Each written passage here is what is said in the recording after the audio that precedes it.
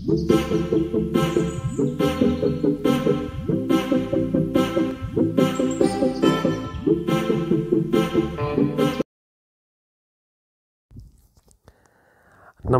વિદ્યાર્થી મિત્રો, ધોરણ 11ની અંદર પાઠ ત્રીજો છે માનવ વિકાસ અને એમના અભ્યાસ કરવાના જે મુદ્દાઓ છે એ તમને હું અહીંયા બતાવી રહ્યો છું કે કયા કયા મુદ્દાઓ છે જે મહત્ત્વના મુદ્દાઓ છે અને એમના વિશે આપણે વાત કરીએ. બરાબર છે? તો પ્રસ્તાવનાથી આપણે શરૂઆત કરીએ છીએ કે વ્યક્તિનું વન જન્મથી મૃત્યુ સુધી, વ્યક્તિનું જે જીવન છે, અહીંયા વન શબ્દ નથી, જીવન છે, એ જન્મથી મૃત્યુ સુધી એને માનવ વિકાસની વ્યાખ્યા આપવામાં આવી છે. જન્મથી મૃત્યુ સુધી વૃદ્ધિ થશે, વિકાસ થશે અને પરિપક્વતા સુધી આપણે પહોંચશું. તો વૃદ્ધિ થવી અને વિકાસ થવો, આ બે શબ્દ શું છે એને સમજવાનો પ્રયત્ન કરીશું આપણે. વૃદ્ધિ શરીરના અવયવોની થાય છે. બાળક શિશુ અવસ્થામાં હોય ત્યાર પછી જુદી જુદી અવસ્થાઓ છે એ ધારણ કરે છે. વિકાસ છે એ આંતરિક વિકાસ, બુદ્ધિલક્ષી વિકાસ છે. જેમ કે બે ડિફરન્સ આપને સમજાવી દઉં વૃદ્ધિ અને વિકાસ વિશે. તો વૃદ્ધિ શું છે? વૃદ્ધિ છે એમાં શરીરના અવયવોની વૃદ્ધિ થાય છે. શિશુ છે એ ધીમે ધીમે કિશોર અવસ્થામાં, કિશોરથી કુમાર અવસ્થામાં, કુમારથી યુવા અવસ્થામાં પ્રવેશે છે. એટલે એમના શરીરનો વિકાસ થાય છે અને આપણે વૃદ્ધિ કહીએ છીએ. શરીર આગળ જે પ્રકારે ડેવલપ થાય છે એને આપણે વૃદ્ધિ કહીએ છીએ.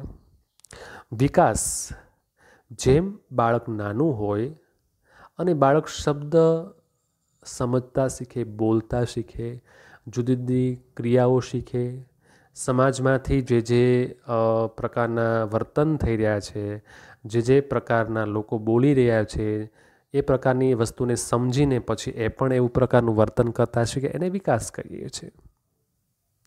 અને પરિપક્વતાની પ્રક્રિયા, પરિપક્વ એટલે શું? વ્યક્તિમાં બધી પ્રકારની સમજણ હોવી કે સમાજની અંદર કેવી રીતે રહેવાય, કેવી રીતે બોલાય, કેવા પ્રકારનો વ્યવહાર કહેવાય. આ જે સમજણનો એક જે એરિયો છે, આ જે સમજણની એક ભાષા છે, એ સમજણની ભાષા જ્યારે બાળક ધારણ કરે છે અથવા કોઈ વ્યક્તિ ધારણ કરે છે ત્યારે એમ કહેવાય કે આ પરિપક્વ બની ગયા છે. પરિપક્વ એટલે સમજદાર. તો વ્યક્તિનો જન્મ, વૃદ્ધિ, વિકાસ અને પરિપક્વતાના પરિણામ. ગર્ભાધાનથી વ્યક્તિના જીવનની શરૂઆત થાય અને જન્મ સુધીની અવસ્થા તે ગર્ભા અવસ્થા કહે છે. માતાના કુખમાં રહેલું બાળક છે એ જન્મ ધારણ કરે અને જન્મતાની સાથે એ ગર્ભા અવસ્થાની અંદર હોય અને ગર્ભા અવસ્થાની અંદરથી જ એમના વિકાસની, એમની વૃદ્ધિની શરૂઆત થતી હોય છે, એની પરિપક્વતાની શરૂઆત થતી હોય છે. માં જે પ્રકારના વિચારો કરશે, માં જે પ્રકારનું વિચારશે, જે પ્રકારનું ખાશે, એ પ્રકારના જે ગુણો છે એ માં સાથે, બાળકની સાથે જોડાશે. એટલે કે ગર્ભા અવસ્થાથી જ વિકાસની પ્રક્રિયા, વૃદ્ધિની પ્રક્રિયા શરૂ થતી હોય છે. પછી છે વૃદ્ધિ વિકાસની પ્રક્રિયામાં પ્રથમ અને મુખ્ય સ્થાન ગર્ભા અવસ્થા છે. વૃદ્ધિ વિકાસની જે પ્રક્રિયા છે પ્રથમ સ્થાન કોને ગણવામાં આવ્યું છે? ગર્ભા અવસ્થાને. જોઈએ તો વૃદ્ધિ વિકાસની પ્રક્રિયાને સમજવા માનવ વિકાસને જન્મ પૂર્વનો કાળ, એટલે કે માનવ વિકાસનો જન્મ પૂર્વેનો કાળ, શિશુ અવસ્થા, બાલ્ય અવસ્થા, તરુણા અવસ્થા, પુખ્તા અવસ્થા, પ્રૌઢાવસ્થા અને વૃદ્ધાવસ્થા, એમ વિવિધ અવસ્થાઓ વહેંચણી કરવામાં આવી છે. તો અહીંયા એક બહુ મહત્ત્વની વાત કરવામાં આવી છે કે જો માનવના વિકાસને જન્મ પૂર્વેનો કાળ, એટલે કે માતાના ગર્ભમાં જ્યારે બાળક હોય છે ત્યારથી જ એનામાં વિવિધ પ્રકારના ગુણો છે, એમનું જે વિકાસ છે એની શરૂઆત થતી હોય છે.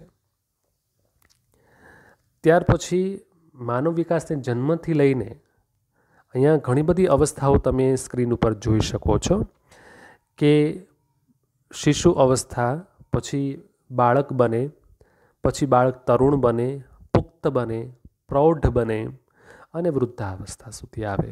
એટલે માણસનો આ માનવ વિકાસનો જે સમય છે, જે તબક્કો છે, એ તબક્કો ક્યાં આવીને ઊભો રહે છે?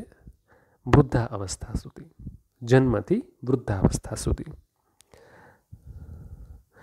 દરેક અવસ્થાએ એમના લક્ષણો અલગ અલગ પ્રકારે હોય છે. શિશુ અવસ્થામાં બાળકના લક્ષણો જુદા પ્રકારના હોય. એ જ બાળક થોડુંક મોટું બને, બાલ્ય અવસ્થામાં આવે ત્યારે એમના લક્ષણો જુદા હોય, એમના ગુણો જુદા હોય, એને શીખવાની, સમજવાની શક્તિ જુદી હોય. પુખ્ત બને, પ્રૌઢ બને, યુવા બને, આ તમામ અવસ્થાઓમાં એના લક્ષણો જુદા જુદા પ્રકારના હોય છે. એક જ પ્રકારના લક્ષણો રહેતા નથી. વિકાસ સળંગ પ્રક્રિયા છે. એટલે કે કહેવાનો મતલબ એવો છે કે વિકાસ છે એ સળંગ પ્રક્રિયા છે. એનો મતલબ એવો થાય કે વિકાસ સતત થયા કરે છે. વિકાસ ક્યાંય પૂર્ણ થતો નથી. માણસ જ્યાં સુધી મરે ત્યાં સુધીનો વિકાસ થતો હોય છે. એમના બુદ્ધિનો વિકાસ થતો હોય છે, નવું નવું શીખતો હોય છે, નવા નવા વિચારો એમની અંદર જન્મતા હોય છે, નવી નવી લાગણીઓ એમની અંદર જન્મતી હોય છે, નવું શીખવાની પ્રેરણા એમને પ્રાપ્ત થતી હોય છે. એટલે વિકાસની પ્રક્રિયા કેવી છે? સળંગ છે. આગળ જોઈએ. વિકાસને સમજવા માટે 3 આધાર સ્તંભ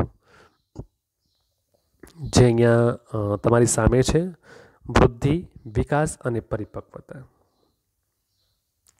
જો વિકાસને સમજવા હોય તો 3 આધાર સ્તંભ મહત્વના છે. પહેલા વૃદ્ધિ થાય, પછી વિકાસ થાય, પછી પરિપક્વતા, જેમને આપણે આગળ વાત કરીશું. વૃદ્ધિ એટલે શું? તો આકાર, કદ અને વજન જેવા શારીરિક પરિણામમાં વધારાનું સૂચન કરે તે વૃદ્ધિ. ક્ષેત્રમાં પણ યોગ્ય પરિવર્તનો પૂરતું મર્યાદિત છે. અહીંયા હવે જોઈએ. વૃદ્ધિ એટલે શરીરના કદ, આકાર અને બંધારણમાં થતા ફેરફાર. એ ક્રો એન્ડ ક્રોની વ્યાખ્યા છે. ફ્રેન્ડ નામના વ્યક્તિએ વ્યાખ્યા આપી છે: વૃદ્ધિને શારીરિક પરિવર્તનોમાં જોઈ શકાય છે. તેથી વૃદ્ધિ એટલે કોષીય ગુણાકાર. આપણી શરીર છે વિવિધ કોષોનું બનેલું છે. કોષીય ગુણાકાર થાય. ગુણાકાર થાય એટલે શું થાય? સંખ્યા બમણી થાય. એમ કોષો બમણા થાય એને અહીંયા ફ્રેન્ડ છે વૃદ્ધિ કહે છે. અને ક્રો એન્ડ ક્રો એવું કહે છે કે વૃદ્ધિ એટલે શરીરના કદ, આકાર અને બંધારણમાં થતો ફેરફાર. બહુ સમજાય એવી વ્યાખ્યા છે અને વધારે આપણે વાત નથી કરતા.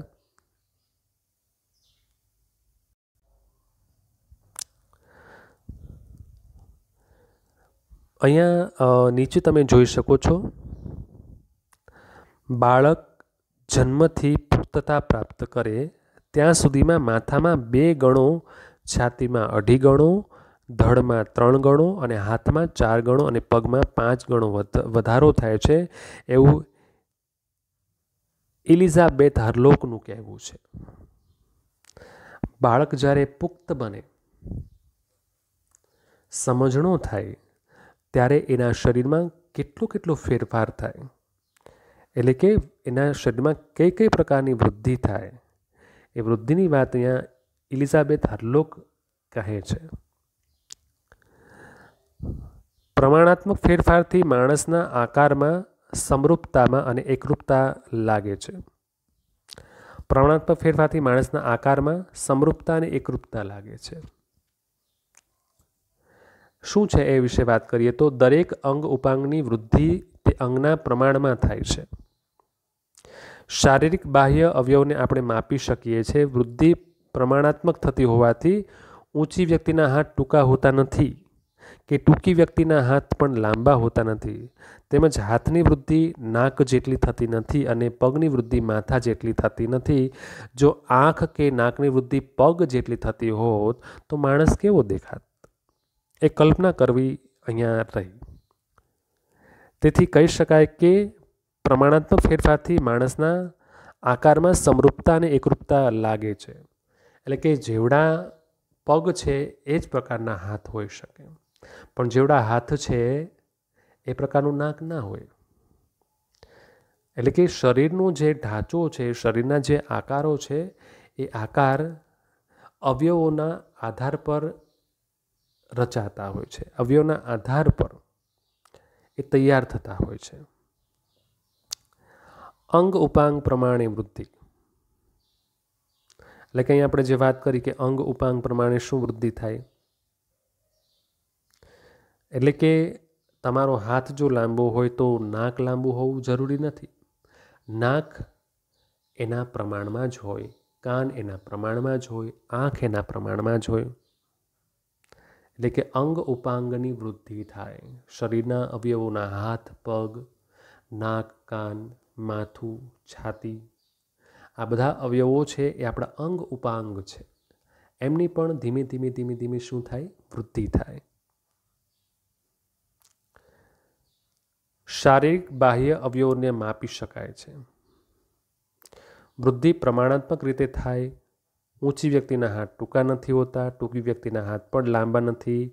હાથની વૃદ્ધિ નાક જેટલી નથી, પગની વૃદ્ધિ માથા જેટલી નથી. અંતસ્ત્રાવી ગ્રંથિઓના અનિયમિત સ્ત્રાવથી વિકાસમાં અવરોધ ઉદ્ભવે.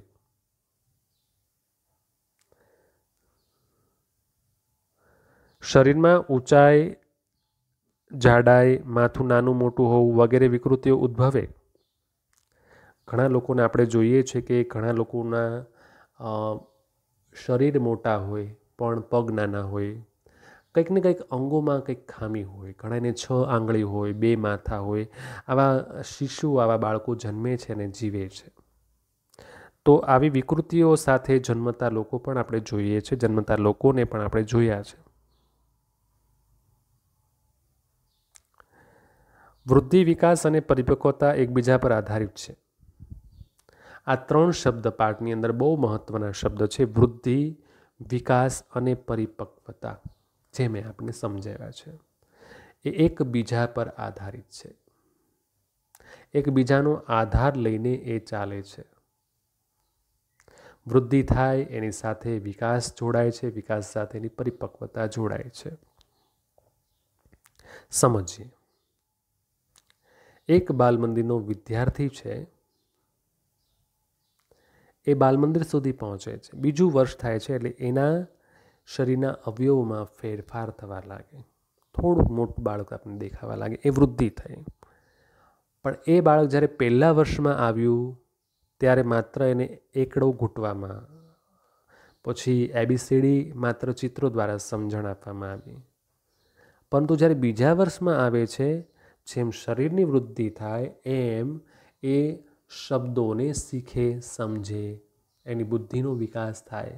અને વિકાસ પ્રમાણે એ શબ્દો સમજતા શીખે, બોલતા શીખે, જાતે લખતા શીખે. એનો વિકાસ કહેવાય. તો એ પ્રકારની એની પરિપક્વતા આવી સમજવાની. તો વૃદ્ધિ, વિકાસ અને પરિપક્વતા એકબીજા પર શું છે? આધારિત છે. વૃદ્ધિ, વિકાસ અને પરિપક્વતા સક્રિય અને પરસ્પર અવલંબિત શારીરિક માનસિક વિકાસ સમાંતર ચાલે. એટલે કે વૃદ્ધિ અને વિકાસ અને પરિપક્વતા એ સક્રિય રીતે પરસ્પર અવલંબિત છે. એકબીજા પર શું છે? અવલંબિત છે, એકબીજા પર આધારિત છે. એકબીજા વગર એ હોય જ ના શકે. શારીરિક અને માનસિક વિકાસ સમયાંતરે ચાલે છે. શારીરિક વિકાસ અને માનસિક વિકાસ બંને સમયાંતરે થાય. જેમ જેમ શરીર વધે, જેમ જેમ અવસ્થાઓ બદલાય, એમ એમ માનસિક વિકાસની પણ સ્થિતિ બદલાય. વૃદ્ધિ એ શારીરિક વિકાસનો પર્યાય છે. વૃદ્ધિ છે શારીરિક વિકાસનો શું છે? પર્યાય. એટલે કે તમે વૃદ્ધિની જગ્યાએ શારીરિક વિકાસ પણ બોલી શકો. પર્યાયનો અર્થ થાય એની જગ્યાએ વપરાતો શબ્દ. વૃદ્ધિની જગ્યાએ તમે શારીરિક વિકાસ શબ્દ પણ બોલી શકો.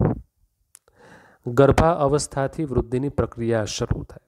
આપણે સમજ્યા કે ગર્ભથી જ વૃદ્ધિ શરૂ થવા લાગે. બાળક છે એક અંડમાં હોય, ત્યાર પછી ધીમે ધીમે એમના માથાનો વિકાસ થાય, પગનો, હાથ પગનો માતાના ગર્ભની અંદર વિકાસ થાય. એટલે કે ગર્ભા અવસ્થાથી વૃદ્ધિની પ્રક્રિયા શું થાય છે? શરૂ થાય છે. વૃદ્ધિ આજીવન ચાલતી પ્રક્રિયા ચાલતી નથી. વૃદ્ધિ છે આજીવન ન ચાલે, વિકાસ આજીવન ચાલશે. માની લો કે 18 વર્ષ સુધી કે 20 વર્ષ સુધી કે 25 વર્ષ સુધી આપણા શરીરનો જેટલો વિકાસ થવો, જેટલી વૃદ્ધિ થવી એટલી થઈ જાય. માથું છે એ માથું અમુક સમય સુધી એનો આકાર લેશે, હાથ પગ છે એના અમુક સમય સુધી આકાર લેશે. પણ આપણા 60 વર્ષનું આયુષ્ય હોય, 70 વર્ષનું હોય કે 100 વર્ષનું હોય, ત્યાં સુધી વિકાસ સતત નથી થતો, વૃદ્ધિ સતત નથી થતી. પણ શું થાય છે કે અમુક સમય સુધી વૃદ્ધિ થાય છે, અમુક સમય સુધી વૃદ્ધિ છે એ થાય છે. માથું જેટલું થવાનું હતું એટલું માથાનો આકાર થાય, હાથ જેટલા લાંબા થવાના હતા એટલા હાથના આકાર લાંબા થાય, પગના આકાર જેવો લાંબો થવાનો હતો એવું થાય, કાન જેવડા બનવાના થાય એવડા અમુક ઉંમર સુધી બને છે. એ સતત આગળ નથી વધતા. વૃદ્ધિ 18 થી 19 વર્ષ સુધીમાં પૂર્ણ કક્ષાએ પહોંચે. એટલે આપણી વૃદ્ધિ, શરીરની વૃદ્ધિ ક્યાં સુધીની હોય છે? 18 થી 19 વર્ષમાં આપણા આકારો છે એ આકારો જિંદગીભર સુધી એ આકારો સાથે આપણે જીવવાનું હોય છે. એટલે કે આપણું એક પુરુષનું શરીર જ્યાં સુધી બને, એક પુખ્ત વય સુધીનું જ્યારે શરીર બને, એક યુવાન અવસ્થા સુધીનું શરીર બને, એ આકાર સતત આપણા જીવન સુધી સંકળાયેલો રહે.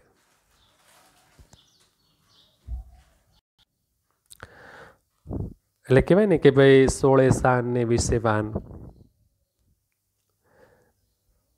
16 બુદ્ધિ આવી જાય, બુદ્ધિનો વિકાસ સ્થાન એટલે બુદ્ધિ આવી જાય. 20 વાન એટલે કે શરીર જેવું ઘડવાનું હતું ઈશ્વરે, કુદરતે, તો એવા પ્રકારનું શરીર આપને મળી જાય. એ વૃદ્ધિનો સમય 18 થી 19 વર્ષનો હોય છે. વૃદ્ધિ અવયવી ફેરફારમાં નરી આંખે જોઈ શકાય છે. વૃદ્ધિને આપણે જોઈ શકીએ. બાળક નાનું હોય, મોટું થાય, એનાથી મોટું થાય, યુવાન થાય, પુરુષના લેવલમાં આવે, વૃદ્ધના લેવલમાં આવે, આ બધુંને આપણે જોઈ શકીએ છીએ. વૃદ્ધિ કુદરતી, સહજ અને વારસાગત આધારિત પ્રક્રિયા છે. વૃદ્ધિ છે કુદરતી પ્રક્રિયા છે. બાળક છે એમાં મૂછના દોરાઓ ફૂટવા, બાળકની અંદર અવાજમાં ફેરફારો થવા, વિચારોમાં ફેરફારો થવા, એ બધી કેવી પ્રક્રિયા છે? સહજ ચાલતી પ્રક્રિયા છે, વારસાગત ચાલતી પ્રક્રિયા છે. માની લો કે વારસાગત પ્રક્રિયાની વાત કરીએ તો આપણા ઘરની અંદર કોઈ લાંબા વ્યક્તિ હોય તો એનું બાળક છે પણ લાંબુ થાય એવી શક્યતાઓ ખરી. કોઈ જાડા છે, મેદસ્વી પ્રકારના વ્યક્તિ છે તો એ પ્રકારના વ્યક્તિ ઘરની અંદર બાળક પણ એવું બને. એટલે કે આપણા વારસાની અંદર જે પ્રકારના વ્યક્તિઓની રચના થઈ છે એવા પ્રકારના બાળકો પણ ઘણાય ખરા. વૃદ્ધિનું માપન સરળ છે. વૃદ્ધિને માપી શકાય છે કે અમુક ઉંમર સુધી બાળક આવું થશે, અમુક ઉંમર સુધી બાળકમાં આવા ચેન્જીસ આવશે. વૃદ્ધિને માપી શકાય છે. વૃદ્ધિ વિકાસનો એક ભાગ છે. વૃદ્ધિ થાય પછી વિકાસ થાય, એટલે કે વૃદ્ધિ વિકાસનો શું છે? એક ભાગ છે. પછી તમને અહીંયા વારંવાર જે તમે સ્ક્રીન અંદર જોવો છો કે વૃદ્ધિની વ્યાખ્યા લખીને વૃદ્ધિ એટલે શું એ સમજાવવું, એ તૈયાર કરવું બહુ જરૂરી છે, જેની વાત આપણે અત્યારે કરી રહ્યા છીએ. વિકાસ એટલે શું એ પણ આપણે જોઈ લઈએ કે વિકાસ એટલે શું. તો વૃદ્ધિ પછીનું બીજું સોપાન તે વિકાસ છે. શબ્દકોશ મુજબ વિકાસ એટલે વધવું. વિકાસ શબ્દનું જો શબ્દકોશની અંદર ગુજરાતી જોઈએ તો વિકાસ એટલે વધવું. મનોવિજ્ઞાન ક્ષેત્રમાં વિકાસ એટલે વ્યક્તિના શારીરિક વૃદ્ધિ સિવાય અન્ય પાસાઓમાં થતી વૃદ્ધિ અને પરિવર્તન. એટલે કે વ્યક્તિના શારીરિક વૃદ્ધિ સિવાયના અન્ય પાસાઓ કયા કયા હોઈ શકે? ચાલો, શરીરના તો પાસાઓ તમે જોવો છો કે હાથ, પગ, આંગળી, આંખ, કાન છે, એ બધા પાસાઓ છે, એમાં તો વૃદ્ધિ થાય છે. પણ એ સિવાયના પાસાઓ કયા? તો એ સિવાયના પાસાઓ છે આપણી બુદ્ધિ ક્ષમતા, આપણી માનસિક ક્ષમતા. એને અહીંયા શું કહેવામાં આવ્યું છે? વિકાસ કહેવામાં આવ્યો છે. એમાં પરિવર્તન થાય છે. શરીરનો વિકાસ થતાં મગજની મદદથી વાતાવરણ સાથે આંતરક્રિયા કરી પરિસ્થિતિ સાથે અનુકૂલન થાય છે. શરીરનો તો વિકાસ થયો, પણ એ સાથે મગજની મદદથી મગજનો પણ વિકાસ થાય છે, સમજવાનો પણ વિકાસ થાય છે. અને આ વિકાસથી આ આંતર પ્રક્રિયાથી જે પ્રક્રિયા થાય છે કે આપણે જેમ જેમ મોટા થઈએ છીએ એમ આપણી સમજણમાં ફેરફાર થાય, આપણે સમજવાની શક્તિઓ વધવા લાગે, આપને એક પ્રકારની સમજણ આવી જાય, દરેક વસ્તુ દરેક પરિસ્થિતિની અંદર રહેતા આપણે શીખી જઈએ, તો એમ કહી શકાય કે આની બુદ્ધિ ક્ષમતા વધી છે, આના મગજનો વિકાસ થયો છે. તો મગજના વિકાસથી શું થાય કે આપણે કોઈ પણ પરિસ્થિતિ આવે એની સાથે અનુકૂળ રીતે રહેતા શીખી જઈએ. જેમ બાળક મોટું થાય, નાનું બાળક હોય તો શું થાય કે 10 જણા ભેગા થાય તો 10 જણાના ઘોંઘાટથી એ બાળક શું થાય, રડવા લાગે, ડરવા લાગે. કારણ કે નાના બાળકને એકદમ શાંતિવાળું વાતાવરણ જોઈએ, આપણે બધા સમજીએ છીએ. પરંતુ એ જ બાળક જ્યારે મોટું થાય ને 10 વ્યક્તિઓનું એ જ પરિવાર હોય ત્યારે એની સાથે અનુકૂલન સાધતા શીખી જાય છે. ત્યારે એને ડર નથી લાગતો, કે ત્યારે એને ભય નથી લાગતો, કે ત્યારે રડવા નથી લાગતું. આ 10 વ્યક્તિ સાથે રહેતા શીખી જાય છે. શું કામ? કારણ કે શરીરના વિકાસ સાથે એની માનસિક વિકાસની પ્રક્રિયા પણ સતત આની સાથે ચાલતી હતી. ત્યાર પછી જોઈએ તો શરીરમાં થતા રાસાયણિક ફેરફારોથી વિવિધ ગુણોમાં થતો ફેરફાર તે વિકાસ કહેવાય. તો રાસાયણિક પ્રક્રિયામાં પણ ફેરફાર થવા લાગે. વૃદ્ધિ અને વિકાસની શરૂઆત ગર્ભાવસ્થાથી થાય. વૃદ્ધિ અમુક ઉંમરે અટકે છે. વિકાસ નિરંતર ચાલતી પ્રક્રિયા છે. વિકાસને ક્યારેય પણ અટકાવી ન શકાય. સતત આપણે વિકાસ કરીએ છીએ, આપણી બુદ્ધિ ક્ષમતા વધે છે, આપણા જે માનસિક વિચારો છે એ મજબૂત બને છે. આપણે જીવીએ છીએ ત્યાં સુધી આપણે અંદર બુદ્ધિનો સતત વિકાસ થાય છે, માનસિક પ્રક્રિયાનો સતત વિકાસ થાય છે, માનસિકતાનો સતત પરિવર્તન થાય છે. એટલે આ કેવી પ્રક્રિયા છે? નિરંતર ચાલતી પ્રક્રિયા.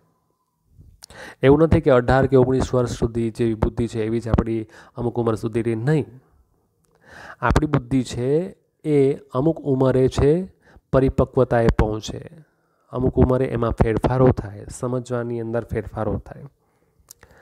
વિકાસ વૃદ્ધિને અનુસરે છે,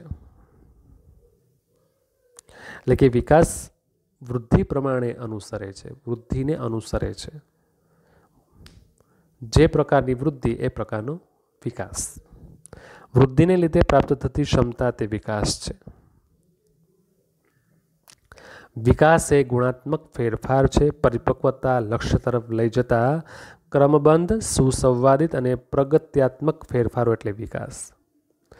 ગુણાત્મક ફેરફારો, અહીંયા જો ગુણાત્મક ફેરફારો પરિપક્વતાના લક્ષ્ય સુધી, પરિપક્વતા એટલે સમજણના લક્ષ્ય સુધી તમને લઈ જાય.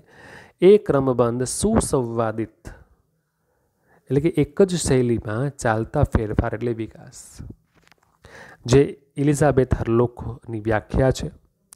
વિકાસની પ્રક્રિયા ક્રમિક પણ છે અને સતત ચાલતી પ્રક્રિયા પણ છે. વિકાસ કેવી છે? ક્રમિક પ્રક્રિયા છે, એક જ ક્રમમાં સતત આગળ વધે છે.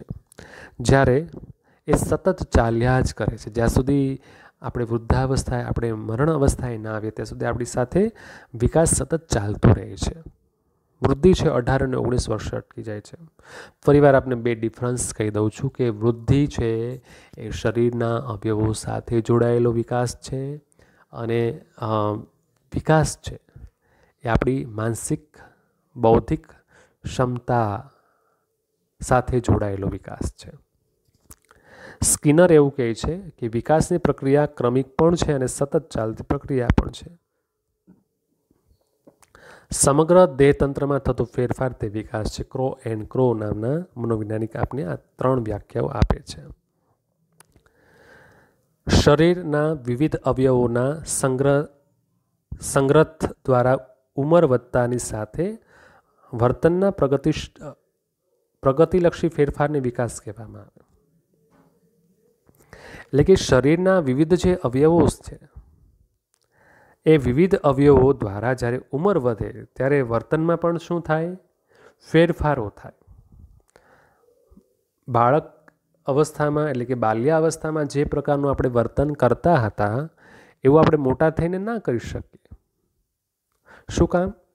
કારણ કે ત્યારે આપણો મગજનો વિકાસ થઈ ગયો હોય, બુદ્ધિનો વિકાસ થઈ ગયો, એટલે આપણને ખબર છે કે બાળકમાં જે પ્રકારના વર્તનો હોય એ આપણે જ્યારે મોટા થઈએ ત્યારે ન કરી શકીએ. શરીરમાં થતા જૈવિક રાસાયણિક ફેરફારોને લીધે વિવિધ ગુણોમાં થતો ફેરફાર એ વિકાસ છે. ઉદાહરણ પ્રમાણે જોઈએ તો મગજની વૃદ્ધિ થતાં, એટલે કે મગજનો વિકાસ થાય ત્યારે સ્મૃતિ શક્તિ, યાદ શક્તિમાં વધારો આવે, તર્ક શક્તિમાં ફેરફાર થાય, તર્ક શક્તિ આપણી સારી બને. જ્યારે મગજની શક્તિમાં વધારો થાય ત્યારે મગજની શક્તિ ક્યારે વધે? જ્યારે સતત આપણે આગળ વધતા હોઈએ, સતત આપણો વૃદ્ધિ દર આગળ વધતો હોય ત્યારે બૌદ્ધિક ક્ષમતા વધે, માનસિક ક્ષમતા વધે, એની સાથે યાદશક્તિ વધવા લાગે. તર્ક શક્તિ એટલે કે બધા સાથે આપણે વાદ વિવાદ કરી શકીએ. આપણે કોઈ પણ વાત ઉપર, કોઈ પણ વિષય ઉપર આપણે તર્ક કરવા માંડીએ, વિચારવા લાગીએ. ત્યાર પછી આવે છે પરિપક્વતા. જીવંત પ્રાણીના વિવિધ અંગ ઉપાંગોનો સંપૂર્ણ વિકાસ સિદ્ધ કરવાની કુદરતી પ્રક્રિયા તે પરિપક્વતા છે. એટલે કે જીવંત પ્રાણી એટલે કોણ? આપણે બધા મનુષ્ય. એના જે અંગ ઉપાંગોનો સંપૂર્ણ વિકાસ સિદ્ધ કરવાની જે કુદરતી પ્રક્રિયા છે એમને આપણે શું કહીએ છીએ? પરિપક્વતા કહીએ છીએ. 18 થી 21 વર્ષે વ્યક્તિ પુખ્ત બને છે, પરિપક્વ બને છે, સમજદાર બને છે, એમની બુદ્ધિ ક્ષમતા વધે છે, સમજણ શક્તિ વધે છે 18 થી 21 વર્ષે. આ ઉંમર બાદ ઊંચાઈ, હાડકાં, સ્નાયુ વગેરેમાં ફેરફાર થતો નથી. યાદ રાખજો, આપણો વૃદ્ધિનો સમય ક્યાં સુધી હોય છે? 18 થી 19 વર્ષ. ત્યાર પછી શરીરની વૃદ્ધિ થતી નથી, વિકાસ ચાલ્યા કરે છે. એટલે કે હાડકાં, સ્નાયુઓમાં કોઈ ફેરફાર થતો નથી, એની ઊંચાઈ કે ઉંમરમાં કોઈ ફેરફાર થતો નથી. પરિપક્વતા વિકાસની જ એક પ્રક્રિયા છે, એટલે કે બંને એક જ છે. પરિપક્વતા પરિણામ સૂચવે છે. બાળક જે ઉંમરે જે તે કાર્ય કરવા શારીરિક માનસિક તૈયાર હોય તે પરિપક્વતા કહેવાય. જે ઉંમરે શારીરિક માનસિક તૈયાર હોય કાર્ય કરવા માટે એ એની પરિપક્વતા કહેવાય. માની લો કે 18 વર્ષનો વ્યક્તિ છે, એ પર્વતની જે સ્પર્ધા છે, આરોહણ સ્પર્ધા છે, એમાં ભાગ લે છે. તો એ 18 વર્ષનું બાળક છે, એની જે શારીરિક અને માનસિક કાર્ય કરવાની જે ક્ષમતા છે એની પરિપક્વતા છે. 25 વર્ષનો વ્યક્તિ છે, એની શારીરિક અને માનસિક કાર્ય કરવાની જે ક્ષમતા છે એ એની પરિપક્વતા છે. એટલે કે આ ઉંમરે આ પ્રમાણે એ પરિપક્વ થયો, આ પ્રકારની એની સમજણ આવી, આ પ્રકારના સમજણ દ્વારા એ કામ કરે છે એવું કહી શકાય, એટલે પરિપક્વતા. સ્ત્રી પુરુષના પ્રજનન કોષોના સંયોજનથી ફલિત કોષોનો ભૌમિતિક ક્રમમાં વૃદ્ધિ વિકાસ થાય. સ્ત્રી પુરુષના જે પ્રજનન કોષોના સંયોજનથી જે એક બાળક બને છે, જે એક અંડ તૈયાર થાય છે, એ ફલિત કોષોથી ભૌતિક ક્રમમાં વૃદ્ધિ અને વિકાસ થાય. એટલે કે સ્ત્રી અને પુરુષના શુક્રાણુઓ મળીને એક ગર્ભ ધારણ કરે અને ગર્ભની અંદર અંડ હોય અને અંડમાંથી બાળક બનવું, બાળકના અવયવોનો વિકાસ થવો, અને એ બાળક જ્યારે જુદા જુદા અવસ્થાને ધારણ કરે છે ત્યારે એ ભૌતિક જે ક્રમમાં આપણે જોવા મળે છે એનો વૃદ્ધિ અને વિકાસ જોવા મળે છે. 280 દિવસે બાળક જન્મ પામવા પરિપક્વ બને છે. એટલે કે બહુ જ મોટી વાત એ છે કે 280 દિવસે બાળક જન્મ પામવા પરિપક્વ બને છે. જન્મ બાદ પણ કોષની વૃદ્ધિ વિકાસની પ્રક્રિયા કોઈ પણ તાલીમ અને અનુભવને હસ્તક્ષેપ હોતો નથી. દાખલા તરીકે પક્ષીનું ઉડવું અને ચણવું, બાળકનું બેસવું, ચાલવું અને દોડવું વગેરે ક્રિયા પરિપક્વતાના કારણે થાય છે.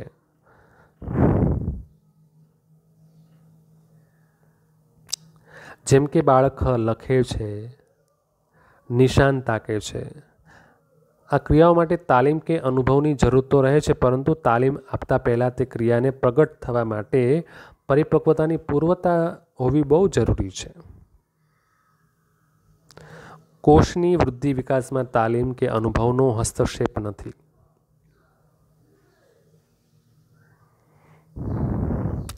કોષની વૃદ્ધિ વિકાસમાં તાલીમ કે અનુભવનો હસ્તક્ષેપ નથી. કુદરતી સમયપત્રક પ્રમાણે પરિપક્વતાની પ્રક્રિયા આગળ વધે છે. બાળકમાં કેટલીક બાબતો માટે તાલીમ કે અનુભવની જરૂર હોય છે. એટલે કે 6 માસે બાળક પકડતા શીખે તો તે કાર્ય કરવા માટે તે પરિપક્વ છે, પણ તેને લખવાની તાલીમ આપી શકાતી નથી. એટલે કે જે ઉંમરે તે કામ કરી શકે છે એની પરિપક્વતા છે, એને બીજું કામ ન કરાવી શકાય. અમુક ઉંમર સુધી બાળકો છે એ શબ્દોને સમજતા શીખે, એને વધારે તમે ના શીખવી શકો, એની પરિપક્વતા છે. ત્યાર પછી આવશે વિકાસની પ્રક્રિયા. એને સમજવાનો પ્રયત્ન કરીએ. વિકાસ એ આજીવન ચાલતી પ્રક્રિયા છે. વિકાસ માટે વૃદ્ધિ અનિવાર્ય છે. વૃદ્ધિની પીઠ પર વિકાસની સવારી હોય છે. શારીરિક માનસિક સંયોજનથી વિકાસ થાય. એટલે કે વિકાસમાં સમગ્રતા છે, સમગ્ર પરિવર્તન સૂચવે છે. વિકાસને પરિવર્તનના સંદર્ભમાં અનુભવી શકાય છે. તમે જે પ્રકારનું વર્તન કરતા હોય, તમે જોર જોરથી બરાડા પાડતા હોય, તોફાન કરતા હોય, શાંત બેઠા હોય, આ તમારું વર્તન છે. એ વર્તનના સંદર્ભમાં તમારો વિકાસ કયા પ્રકારે થયો છે એ સમજી શકાય. વિકાસનું પ્રત્યક્ષ માપન થઈ શકતું નથી. વિકાસને માપી શકાતો નથી. વિકાસ એ પૂર્ણતા, પરિપક્વતા તરફની ગતિ છે. વિકાસ આપણને ક્યાં લઈ જાય છે? પૂર્ણતા તરફ, આપણે પૂર્ણ બનવા માટે આગળ લઈ જાય છે, પરિપક્વતા તરફ આગળ લઈ જાય છે. એ એક પ્રકારની ગતિ છે. વિકાસ શારીરિક ઘટના નથી. માનસિક વ્યાપાર દ્વારા ક્રિયાશીલ ઇચ્છિત વર્તન કરવાની શક્તિ છે. એટલે કે વિકાસ માનસિક વ્યાપાર દ્વારા ક્રિયાશીલ ઇચ્છિત વર્તન કરવાની શક્તિ છે. માનસિક વ્યાપાર એટલે શું? એટલે કે આપણે જે કાંઈ વર્તન કરીએ છીએ, જે કાંઈ સમજીએ છીએ, જે પ્રકારે આપણે સમાજની અંદર રહીએ છીએ, એ આપણી મનની પ્રક્રિયાથી, માનસિક વિકાસની પ્રક્રિયાથી આપણે રહીએ છીએ, સમજીએ છીએ, બોલીએ છીએ, શીખીએ છીએ. એટલે કે આપણો માનસિક વ્યાપાર છે. આપણે મનમાં ચાલતી પ્રક્રિયા પ્રમાણે આપણું વર્તન કરીએ છીએ, એટલે આપણો માનસિક વ્યાપાર છે. એટલે કે ઇચ્છિત વર્તન કરવાની શક્તિ. વિકાસ વ્યક્તિમાં થતું પરિવર્તન છે. જીવંત શરીરમાં અંતિમ પરિસ્થિતિ સુધી થતું પરિવર્તન છે. એટલે કે જીવંત શરીરની અંદર અંતિમ પરિસ્થિતિ સુધી થતું પરિવર્તન છે. વિકાસની પ્રક્રિયા કેવી છે? લાંબી છે, સતત ચાલ્યા કરે છે. જન્મીએ છે અને મરીએ છે ત્યાં સુધી આપણો વિકાસ સતત થયા કરે છે. પરંતુ વૃદ્ધિ 18થી 19 વર્ષે અટકી જાય છે. અને જે ઉંમરે જે પ્રકારની સમજણ છે એ આપણી પરિપક્વતા છે. વિકાસને અસર કરતા પરિબળો એ સમજીએ. વિકાસ સતત અને સ્વાભાવિક પ્રક્રિયા છે. એટલે કે માતા ગર્ભ ધારણ કરે ત્યારથી શરૂ કરીને બાળકનું જન્મ થાય, તે મોટું થાય, જુવાન થાય, વૃદ્ધ થાય અને મૃત્યુ પામે ત્યાં સુધી વિકાસનો સતત વિકાસ થતો રહે છે. એટલે કે વિકાસ સતત અને સ્વાભાવિક પ્રક્રિયા છે. પરંતુ વિકાસ દરમાં કે પ્રમાણમાં વ્યક્તિએ તફાવત હોય છે. એટલે કે બધા બાળકોનો વિકાસ સરખો હોવા છતાં જુદો હોવા છતાં સરખો હોય છે. વિકાસમાં વ્યક્તિગત ભિન્નતા રહેલી હોય છે. એટલે કે આપણે એવું સમજીએ કે દરેક બાળકનો વિકાસ એક સરખો હોય નથી હોતો. ઘણાની બુદ્ધિ ક્ષમતા છે, ભગવાને બુદ્ધિ બધાને આપી છે, સમજવાની શક્તિ બધાને આપી છે, પણ ઘણા લોકો છે ઝડપથી સમજી જાય છે, ઘણા લોકોને 2 વાર કહેવું પડે છે, ઘણા લોકોને વારંવાર કહેવું પડે છે, અને ઘણા લોકો સમજતા નથી. તો બધાની વિકાસની જે પ્રક્રિયા છે એક સરખી નથી. કોઈનો બુદ્ધિ વિકાસ છે ઓછો થયો હોય, કોઈનો વધારે થયો હોય, સમજણ શક્તિ ઓછી હોય, વધારે હોય, એ આપણને જોવા મળે છે. એટલે કે વિકાસમાં વ્યક્તિગત ભિન્નતા હોય. વ્યક્તિગત ભિન્નતાનું કારણ વારસો અને પર્યાવરણ છે.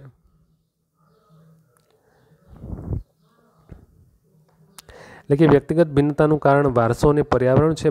વારસો તો બાળકના ગર્ભાધાન સમયથી જ મળી જાય છે. એટલે કે આપણા વારસાની અંદર જે પ્રકારના લક્ષણો છે, આપણા પરિવારની અંદર જે પ્રકારના લક્ષણો છે, આપણા માતા પિતાના જે પ્રકારના સંસ્કારો છે, એ સંસ્કારો લઈને બાળક જન્મે છે. એટલે કે આપણને વારસો છે ગર્ભાધાન સમયથી, બાળકની માતાની કુખમાં હોય ત્યારથી આપણે મળી જતો હોય છે. ફલિત કોષ પર પર્યાવરણની અસર શરૂ થાય છે.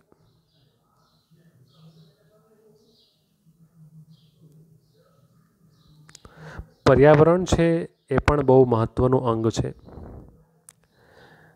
જે પર્યાવરણની અંદર આપણે ઉછરતા હોઈએ છીએ, જે પર્યાવરણની અંદર આપણો જન્મ થાય છે, જે પર્યાવરણની અંદર કે વાતાવરણની અંદર રહીએ છીએ, એ પ્રકારનો આપણો વિકાસ હોય છે. જન્મથી મૃત્યુ પર્યંત પર્યાવરણની અસરો થાય છે. એટલે કે જન્મથી મૃત્યુ સુધી પર્યાવરણની અસરો આપણા સાથે જોડાયેલી રહે છે. તમે જોઈ લો કે એક ગરીબ વ્યક્તિ અને એક અમીર વ્યક્તિ. ગરીબ વ્યક્તિ કેવા પર્યાવરણમાં ઉછરે છે, એમની રહેણી કહેણી કેવી હોય છે. જ્યારે ધનવાન વ્યક્તિ છે એ કેવા પર્યાવરણની અંદર, કેવા વાતાવરણની અંદર ઉછરે છે, એમનો વિકાસ કેવો હોય છે, એમની વૃદ્ધિ કેવી હોય છે. તો દરેકની રહેવાની પદ્ધતિ કેવી હોય છે, એના પર્યાવરણને અનુલક્ષીને હોય છે.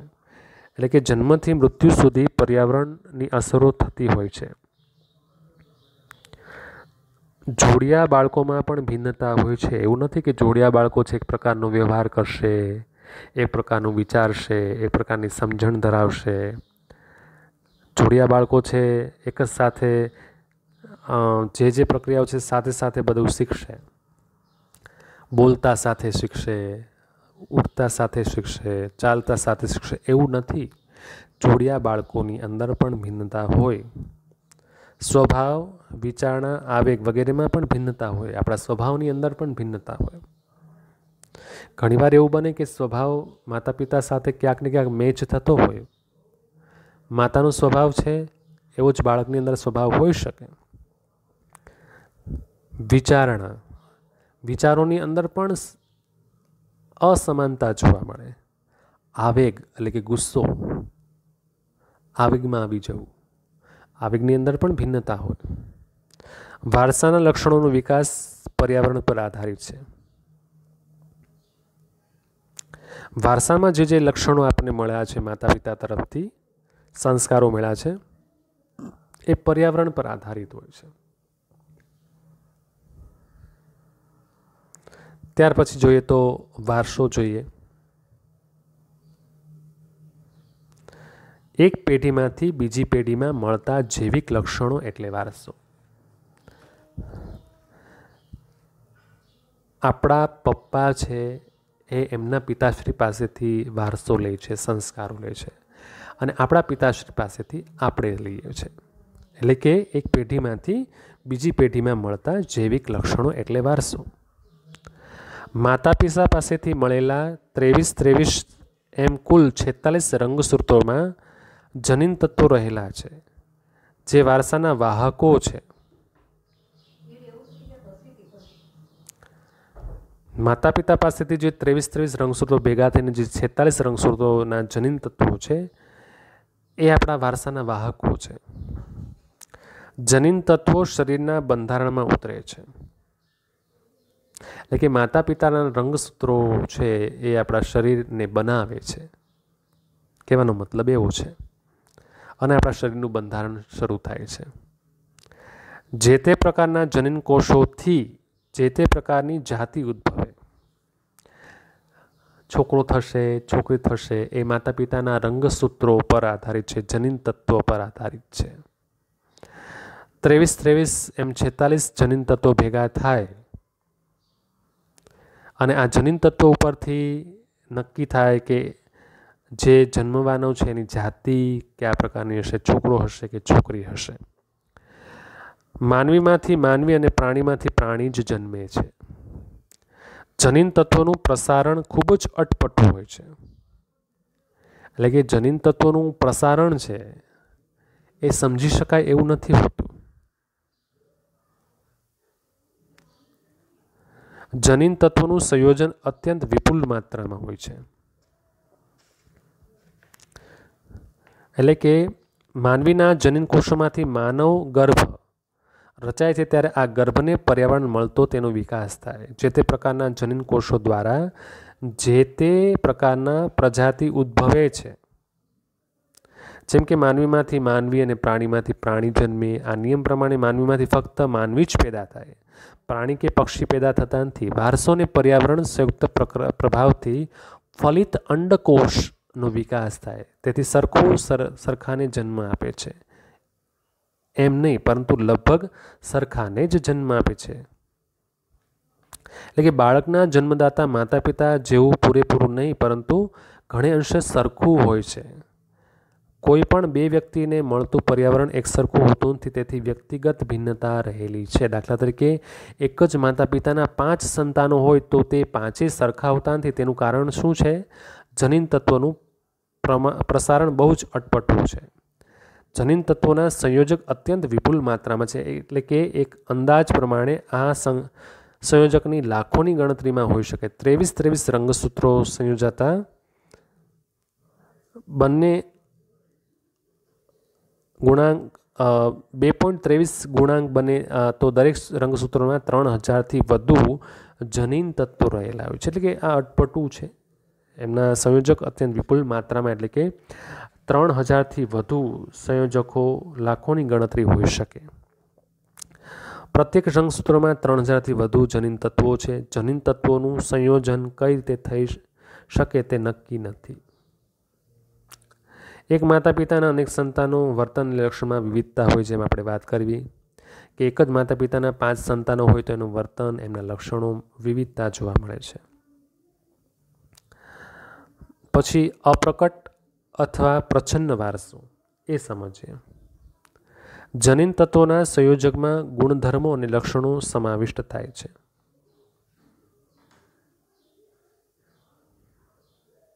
એટલે કે બાળકના આંતરિક બંધારણમાં સમાવિષ્ટ થાય છે. જનીન તત્વોમાં જે ગુણધર્મો રહેલા હોય, એ લક્ષણો રહેલા, એ જ લક્ષણો અને ગુણધર્મો બાળકની અંદર, એના બંધારણની અંદર સમાવેશ થાય. તમામ વારસામાં પ્રગટ થતા નથી.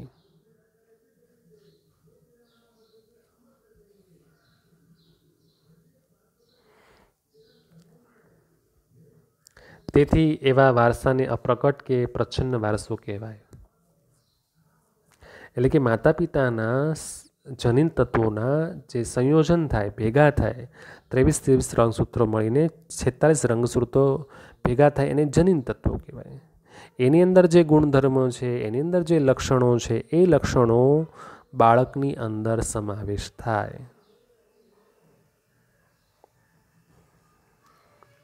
ત્યાર પછી આવે છે પ્રગટ અથવા પ્રભાવી વારસો. વ્યક્તિમાં દેખાવ, પ્રગટ લક્ષણો અથવા તો ગુણધર્મો તે પ્રગટ અથવા પ્રભાવી વારસો કહેવાય. દાખલા તરીકે ઊંચાઈ, વજન, આંખોનો રંગ, વાળ, ચામડીનો રંગ, શરીરનો બાંધો વગેરે. પ્રગટ લક્ષણો આપણને દેખાતા જે લક્ષણો છે, જેમ કે ઊંચાઈ વધવી, વજન વધવું, ચામડીનો રંગમાં ફેરફાર થવો, આંખમાં ફેરફારો થવા, શરીરના બંધારણમાં ફેરફાર થવા, શરીરના બાંધામાં ફેરફાર થવા, એ આપણે દેખાતા પ્રગટ ગુણધર્મો છે, એના લક્ષણો છે. એને પ્રભાવી વારસો કહેવાય. અપ્રગટી બીજી ત્રીજી પેઢીમાં પ્રગટ થાય. એટલે કે અપ્રગટ રહેલા લક્ષણો છે બીજી ત્રીજી પેઢીમાં પ્રગટ થાય. સમજવા જેવી વાત છે કે દાદામાં રહેલો જે વારસો છે એ પિતામાં ન આવ્યો હોય તો એના સંતાનોમાં આવે, એટલે કે ત્રીજી પેઢીમાં આવે કે બીજી પેઢીમાં આવી શકે. જનીન તત્વો વ્યક્તિના વિકાસની કેડી કંડારે છે. વ્યક્તિનો વિકાસ છે એ જનીન તત્વોને આધારિત છે. એટલે કે વ્યક્તિના વિકાસમાં વારસાની અસરો ઉપરાંત જીવનકાળ દરમિયાન અનુભવેલા અન્ય પરિબળો પણ ભાગ ભજવે છે. જેમ કે બૌદ્ધાત્મક, સામાજિક, લાગણી પ્રધાન પ્રક્રિયાઓ પણ અસર કરે છે. જૈવિક પ્રક્રિયાઓ. જનીન તત્વો જૈવિક પ્રક્રિયા પર આધારિત હોય છે. વિકાસ મહદ અંશે જનીન તત્વો પર આધારિત હોય છે, જે એક જૈવિક પ્રક્રિયા છે. આ પ્રક્રિયા મા બાપ તરફથી વારસામાં જનીન તત્વના રૂપમાં મળે છે. દાખલા તરીકે શરીરનું વધવું, ડાયાબિટીસ થવી, હૃદયરોગ થવો વગેરે જૈવિક પ્રક્રિયાઓ ભાગરૂપ ભજવે છે. એટલે કે જનીન તત્વો માતા પિતા તરફથી મળતો વારસો છે. જો માતા પિતાને કોઈ પણ પ્રકારના રોગ લક્ષણો હોય તો એ બાળકની અંદર આવી શકે, તો એને જૈવિક પ્રક્રિયા કહી શકાય.